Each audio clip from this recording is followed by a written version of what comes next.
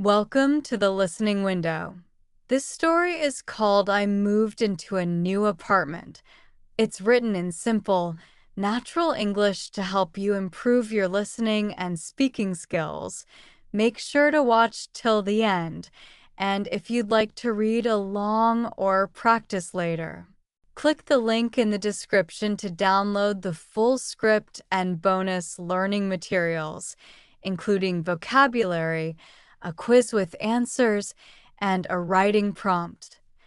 Let's begin. I moved into my new apartment on a cloudy Thursday morning. IT wasn't my first time living alone, but it definitely felt like a big step. This time, it wasn't a shared student apartment or a temporary rental. It was mine. Well, rented, but mine for the next 12 months, and that felt like a fresh start. I had packed up all my things the night before with the help of my older brother. He had a truck and had offered to drive everything over. Most of my things fit into just a few boxes, a second-hand couch, my bed frame, and some kitchen items I'd collected over the years. It wasn't much, but it was enough for a beginning. When we reached the building, I looked up at the 3 floors above us. My apartment was on the second floor, which was perfect. Not too many stairs and a nice view of the little park across the street.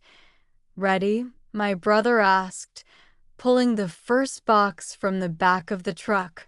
"As ready as I'll ever be," I said, smiling even though I felt a bit nervous. The apartment was smaller than it had looked in the pictures online, but it was clean and full of light. The living room had big windows, and the kitchen, though tiny, had all the basics.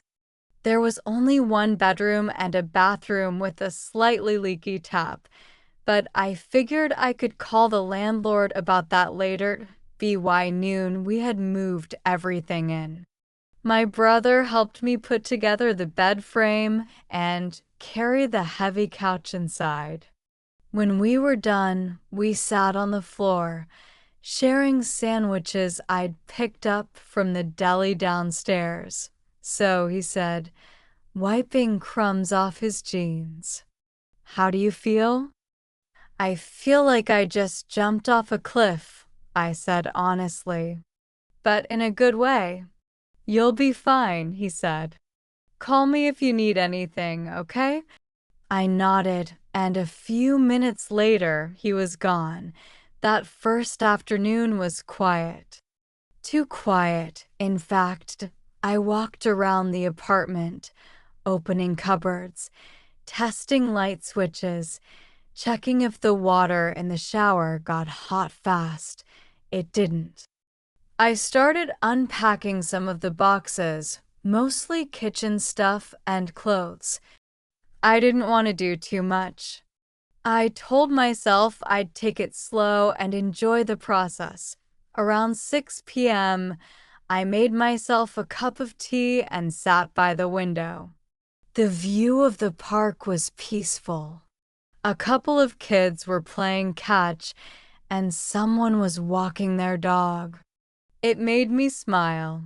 Just as I was about to get up and finish setting up the Wi-Fi router, I heard a knock on the door. It was soft but clear.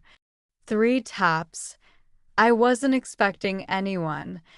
I walked to the door and looked through the peephole. A woman stood there, holding something in her hands.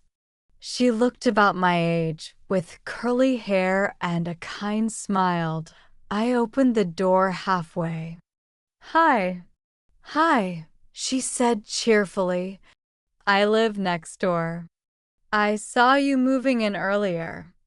Thought I'd come say hello." "Oh, that's so nice. Thank you."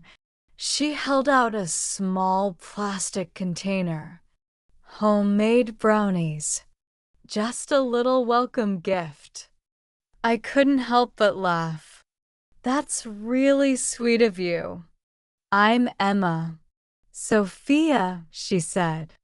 Nice to meet you. I invited her in, even though the place was a mess. We sat on the couch, still covered in moving blankets, and shared the brownies with another cup of tea. She told me about the building, how the guy downstairs always plays jazz music on Sundays, how the old woman in 3B feeds the pigeons even though we're not supposed to, and how the elevator sometimes makes a strange noise. But it's nothing to worry about. I liked her immediately before she left. She gave me her number. If you ever need anything, just knock, she said. Or text. That night, I slept with the window open, letting in the cool breeze. It felt like the beginning of something new. Over the next few days, I settled into the apartment. I hung up a few pictures, set up my desk, found a local grocery store I liked, and got into the rhythm of living alone again. It was peaceful. Almost too peaceful sometimes. One evening, I was cooking pasta when I heard a loud crash from the hallway. I froze. It sounded like something heavy had fallen right outside my door.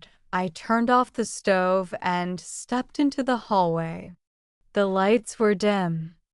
I opened the door slowly. There was nothing there, no people, no broken objects.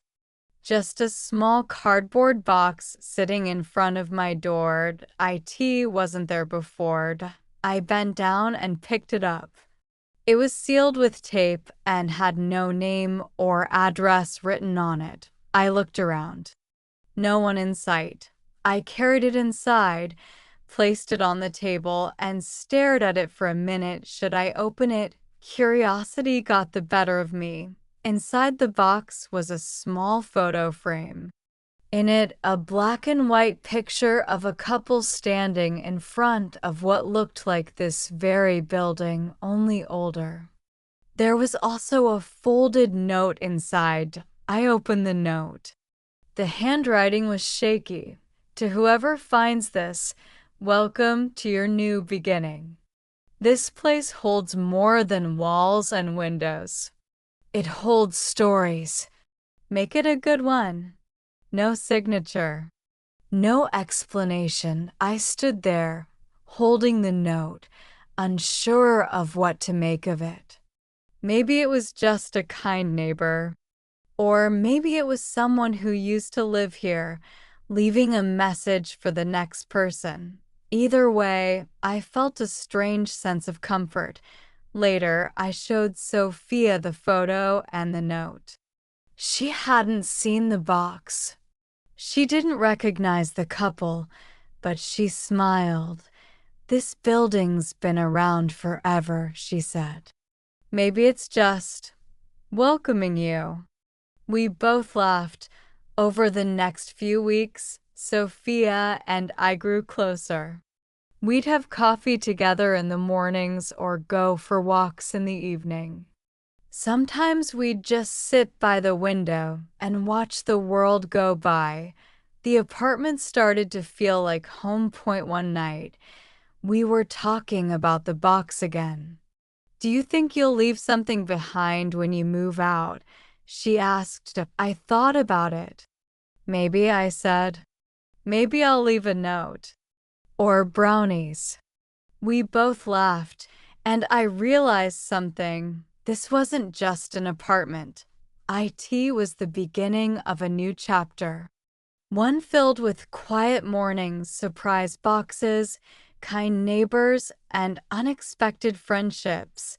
And I wouldn't change a thing. Thank you for listening to this story on the listening window. You can download the complete script, vocabulary list, quiz with answers, and a bonus speaking prompt using the link in the description.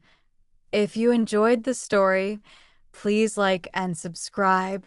Also, tell us in the comments What would you have done differently at that key moment in the story? We'd love to read your version.